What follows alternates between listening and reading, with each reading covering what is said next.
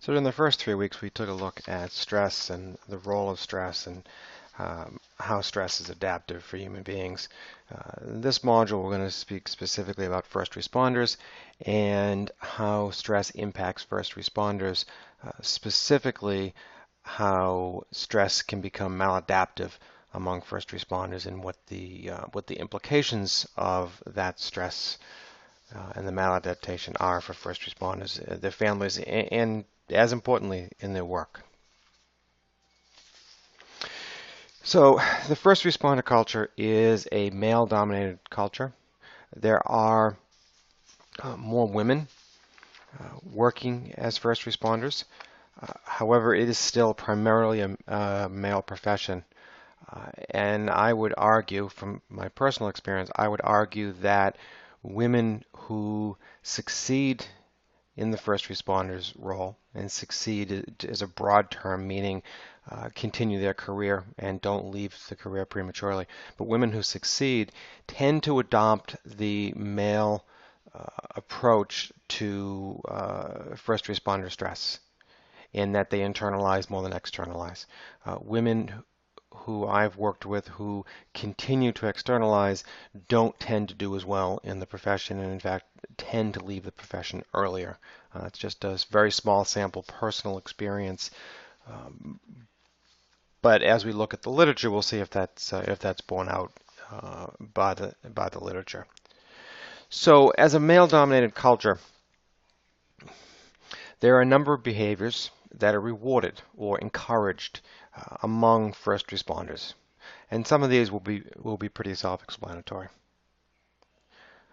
Toughness. Can you do the job? Can you, as a police officer, handle a fight? In the military, can you pull your weight? As a firefighter, can you lug the heavy equipment? Will you do it even when you're hurt? How tough are you in the job? That's one of the rewarded behaviors in this culture. Emotional responses tend to be suppressed. First responders who become emotional or express their emotions outside of a broadly catastrophic event, but first responders who express emotion tend to be marginalized and or frankly ridiculed in the culture. That's not one of the rewarded behaviors. Not showing your emotion, suppressing your emotion is one of the rewarded behaviors. Loyalty. Loyalty to your crew, above all, is a rewarded behavior. The fact that you can do your job. You'll hear it in a number of, and this comes up a lot in the fire service as well as the police service in gender-related issues. So, for example, if you were to watch Rescue Me, a number of episodes talk about women in the fire service and how women can't do the job, quote unquote, that they have an easier, quote unquote, test to take. That is above and actually one of the characters says, I don't care if it's a woman or a man, I don't care what they look like, as long as they can do the job. It's important to do the job for first responders, and primarily because first responders on every call, their life can hang in the balance, and they need to know that the people they're working with can do the job. And ultimately, by having all of these, being tough, suppressing your emotions, being loyal, and being able to do the job, your peers trust you. And this acculturation into the first responder culture is very important. And it takes many forms. We'll see some of them in this module. But the acculturation takes many forms. It is often in and of itself quite intense, an acculturation, and but it's paramount for your peers to trust you. The basic question being, in an emergency, when you're beside me and everything is going bad, can I trust that you're going to do the job? That's really the basic question that exists. So this is a short video clip again from Rescue Me. What I want you to do in this is pay attention to the video and make some mental notes. I'm going to ask you in the discussion board to share what your reactions were, what you made of this video clip. Um, It illustrates several types of acculturation, also known as hazing. Hazing tends to have a pejorative connotation, but acculturation, hazing is a form of acculturation, and hazing in first responder circles is fairly significant to this day. It's still fairly significant for the reasons I just mentioned about being able to trust someone. But this illustrates some types of hazing in the world of first responders. So listen and you can comment in the discussion board.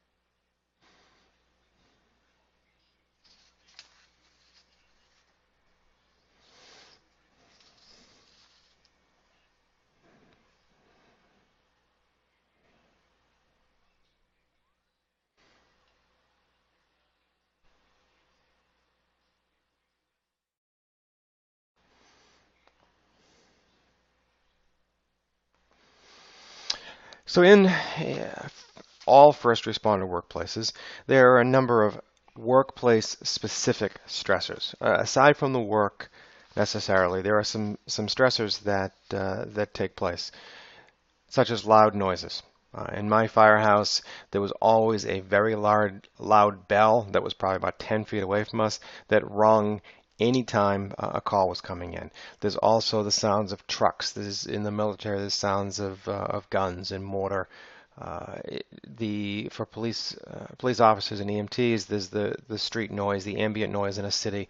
So all of those loud noises come in to add to the workplace stress.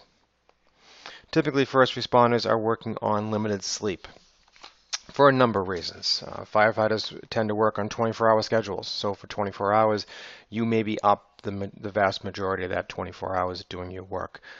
Military may be working at all hours of the night and may have inverted sleep schedules where they can't get much rest. Same thing with the police, often can pull double shifts.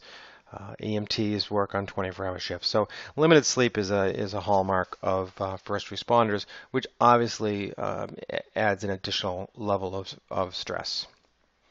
Extreme weather. My favorite story is working a structure fire in the middle of the winter, about 5 below zero, where everything froze as soon as you put water on it. It's a very difficult environment to work in. It's cold, it's wet, you're freezing, you're slipping, you're sliding, but you have to be able to maintain operational integrity and be able to continue working at your peak, even in all kinds of weather, heat as well.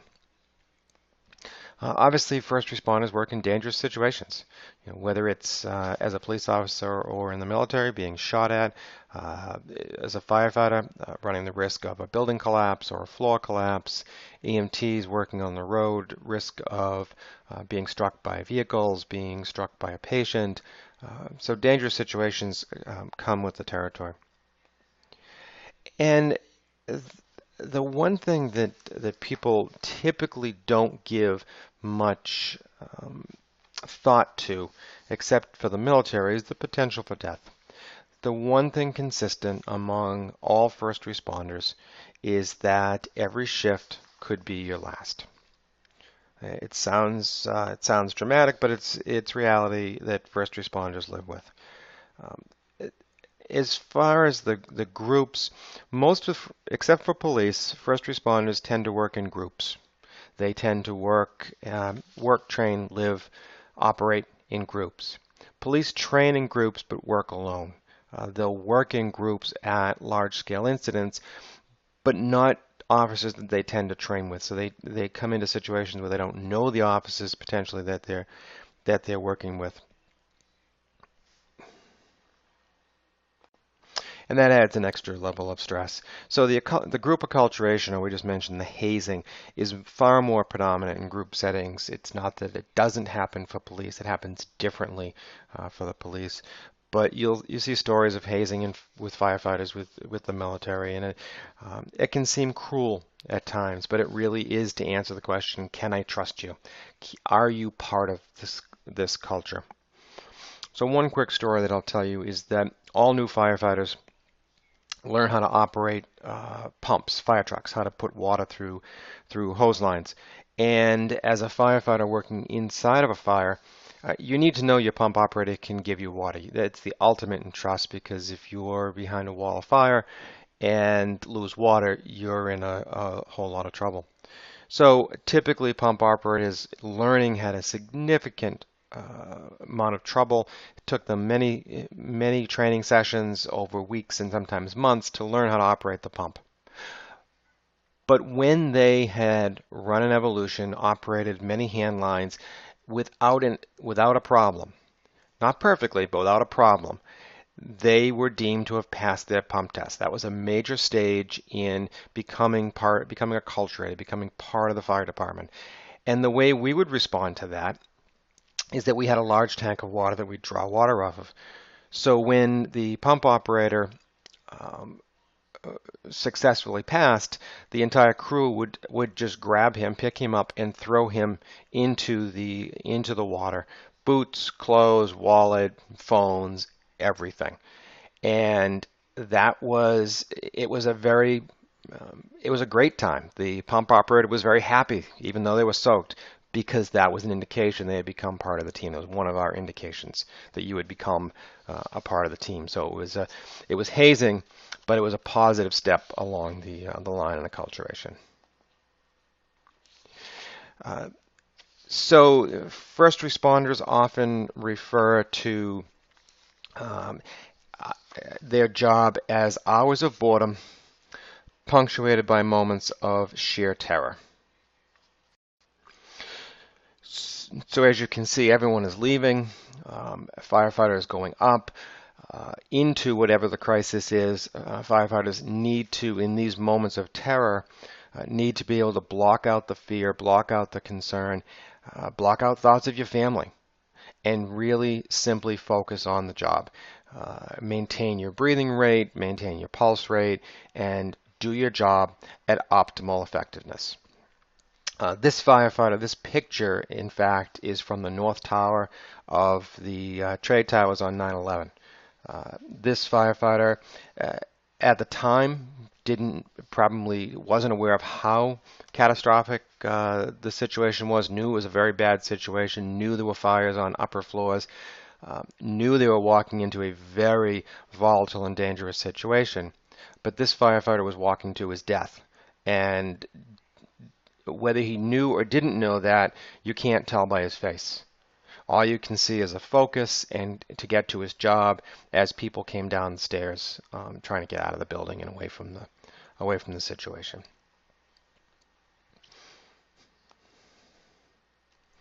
So the question is, what's happening here? Obviously, police officers, rifles, a shield. What is happening here? How are these officers feeling? What's going through their minds? What would you be thinking in this situation? So think about this as well as the last video, and talk about this a bit in the discussion boards. What are they thinking, and what would you be thinking? So how do these stresses that we're talking about, the moments of sheer terror, the need to operate at optimal efficiency, the need to become part of this culture and all that that means, how does this impact first responders?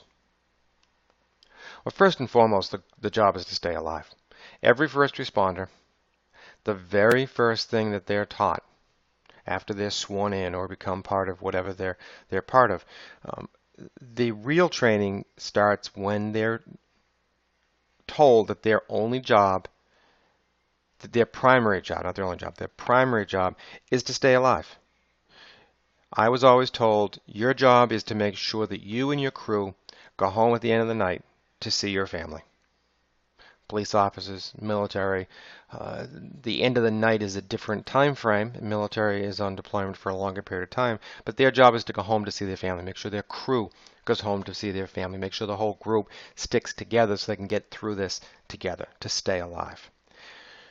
So training for first responders is extensive, and the reason for the extensive training is so that when you're in a crisis, you don't need to think. Taking time to think takes too long to respond. You need to be able to respond instinctively, and that's the role of training, is to just act and not think.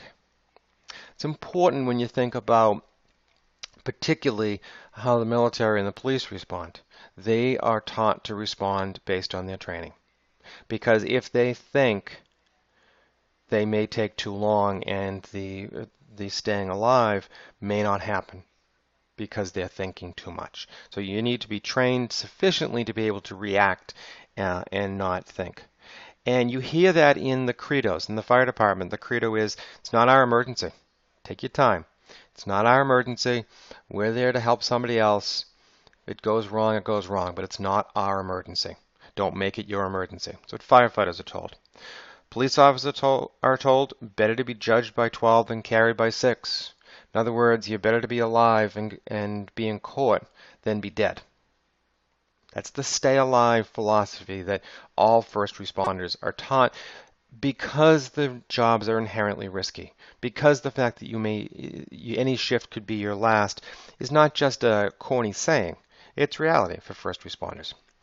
Hazing is a very important part of the first responder culture, as we talked about.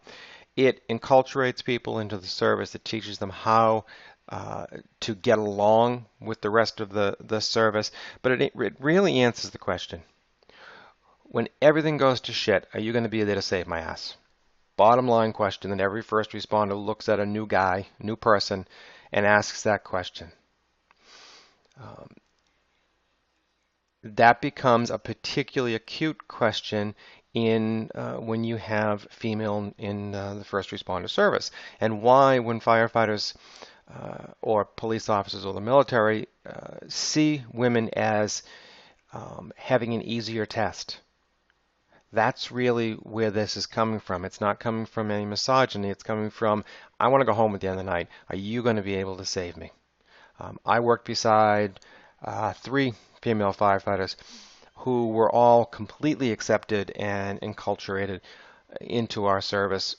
And in large part, that was because they all performed very well at the job, and everyone on the fireground knew that these 3 women could do as good a job as any of the men. So it was never an issue. But that becomes very important. Hazing and enculturation is very important. Stress is obviously extreme, and there is limited support that's available. So why is there limited support? Well, there's limited support because first responders are enculturated into suppressing their stress. Men tend to suppress their stress. First responders is a male-dominated profession.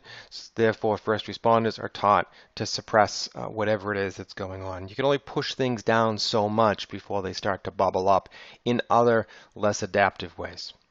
So there is extreme stress, and there aren't a lot of available supports. When we get into current practices, we'll hear what departments offer to first responders, but there are not a lot of available supports.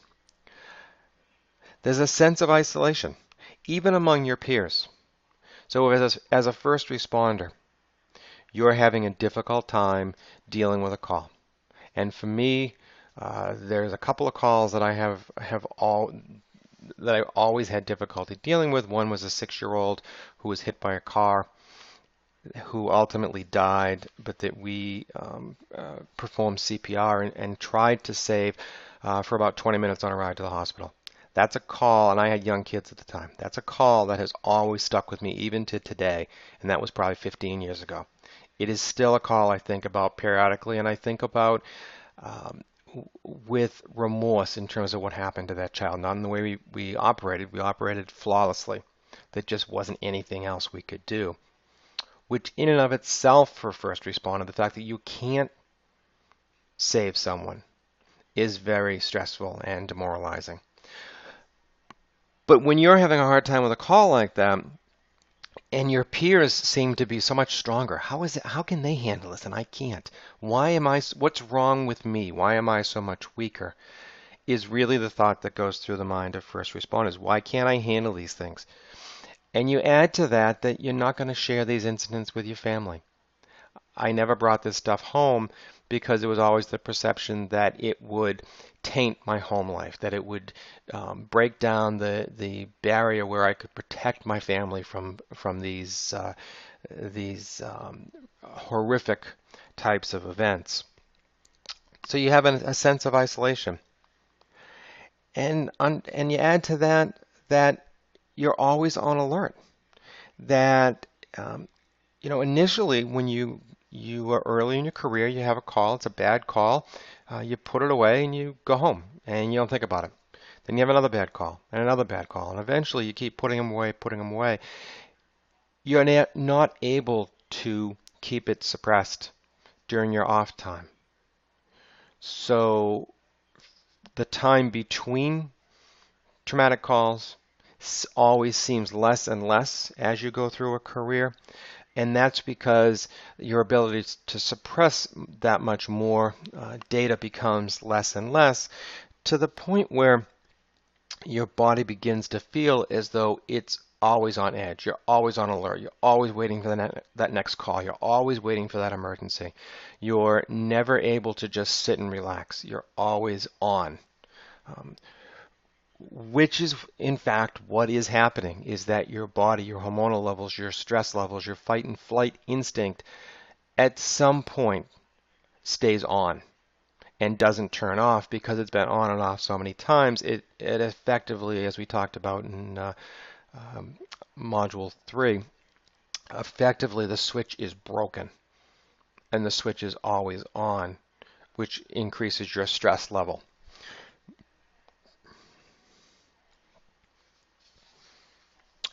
So what's happening here? I mean, you have a police officer driving a car. You apparently have a man with a gun who is pointing the gun at a police officer. What's going through the officer's mind? What's going through the person's mind? Is it a gun? Is it a BB gun? Is it a water gun? What is it? These are the things that are going through a first responder's mind. And points out, this person apparently just walked off the curb as the police car is driving by, points out that danger is not announced. You don't have a precursor or a pre-warning for danger. It happens when you least expect it, which is why you always have to be on alert and have to be so highly trained so you can respond. So all of these contribute to what initially may be adaptive stress responses to maladaptive stress responses. Then we talked about the continuum, that stress responses on the continuum can be adaptive or maladaptive. Well, the more you are required to utilize coping skills, the more likely it is that they can become maladaptive. And the question is always, how do these impact responders, how do they impact responders' work? How do they impact responders' families? And what price are families paying for these stressors? And what's the stress level of the families?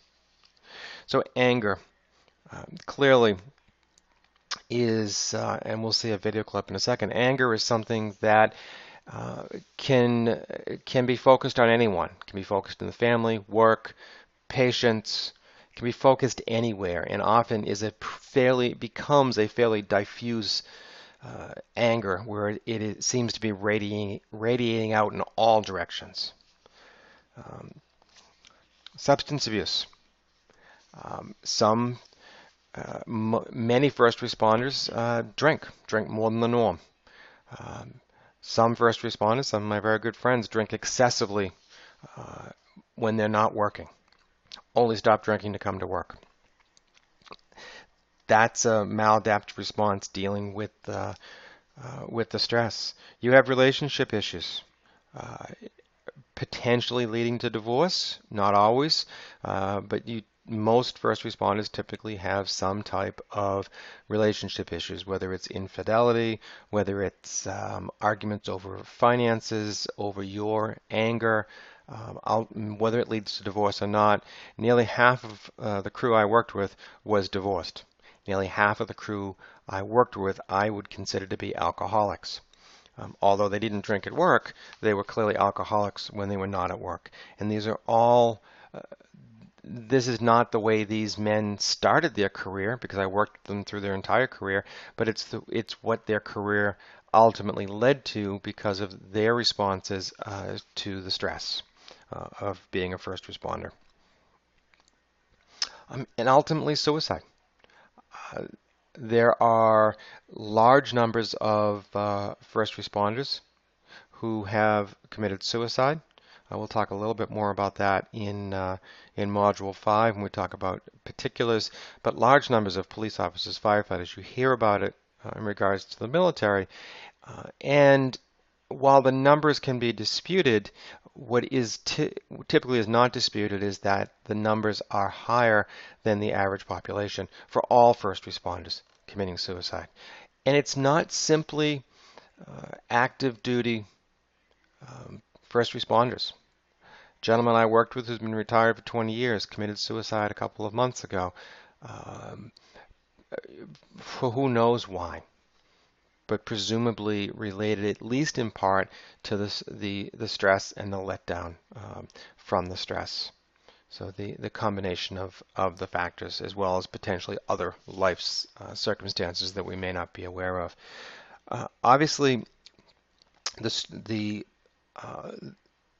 more stressors, the more unresolved the stresses are, the deeper the maladaptive symptomatology becomes. As I said, they're on a continuum. Everyone doesn't experience all of these responses, but first responders experience some of these responses, and how they deal with the stress will dictate the depth and the breadth of these responses. In my particular situation, anger and substance abuse were where most of my stress really laid. I had a very high capacity for frustration tolerance and to tolerate anxiety. But through years of continued stress, my ability to tolerate frustration diminished, and diminished in a way that I never noticed it until my wife would point out that you're snapping at me. You're snapping at the kids. Why are you yelling at the kids? They didn't do anything. It was clearly the stress building up, and it was coming out through reduced frustration tolerance, reduced ability to tolerate anxiety, and increased anger, and resulted in numerous fights for my wife and I. As I mentioned, half the crew that I worked with was divorced. Half the crew were alcoholics. One of the more adaptive responses, humor, often expresses itself in maladaptive ways, especially when what's called gallows humor, where you're talking about a call or making fun of a call, that it was tragic, but there were pieces that in the situation that you could look back on as almost humorous in a black sort of way. But it's humor that has to be exercised carefully, because anyone outside the situation sees your humor as cruel, unfeeling, to the point where I've had peers disciplined for the humor because administrators didn't understand that that was a way that the crew was trying to alleviate pressure. And while in the mainstream it may be inappropriate, in the culture of first responders, it is extremely appropriate, and it helps to alleviate stress. So it's one of those things that an adaptive response can be seen as maladaptive and so humor, even gallows humor, is an adaptive response, but first responders need to be aware of their audience, because it can be received by those not in the situation as maladaptive. which again increases the stress in terms of understanding um, how and when you can express yourself. So this is another clip. It's a little bit longer clip, but I think it's important to illustrate what we're talking about. It's two firefighters who are ultimately joined by the lieutenant on their ladder. Um, what they're talking about at the beginning is the lieutenant writing poetry to deal with his emotions left over from 9/11.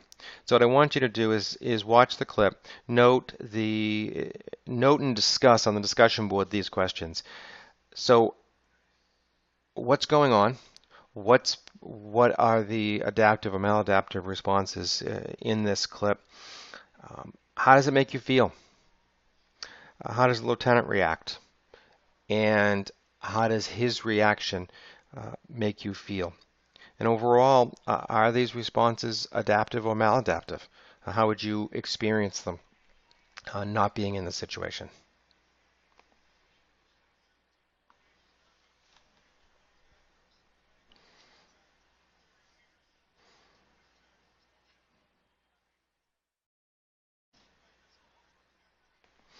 Uh, Lou is the lieutenant. So the person they're talking about is the lieutenant.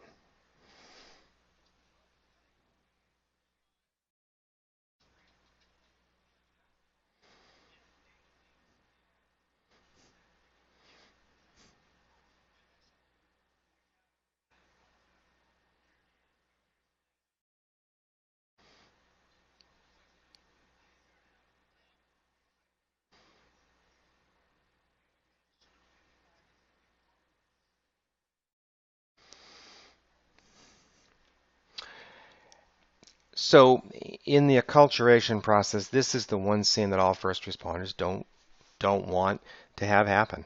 This is what all the training, all of the acculturation, hazing, everything that goes on in the life of a first responder is seeking to avoid. Remember, the first responder's goal is to go home at the end of the shift to their family. And every first responder experienced many of these during their career. I went to,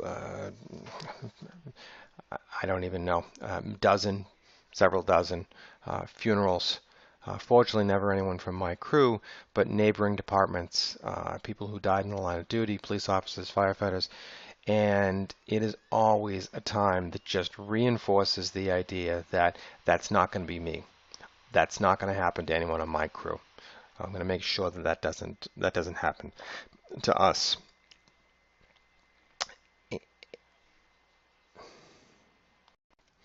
So this is true for all first responders, and that deaths tend to bring the group closer together to protect the remaining members of the group.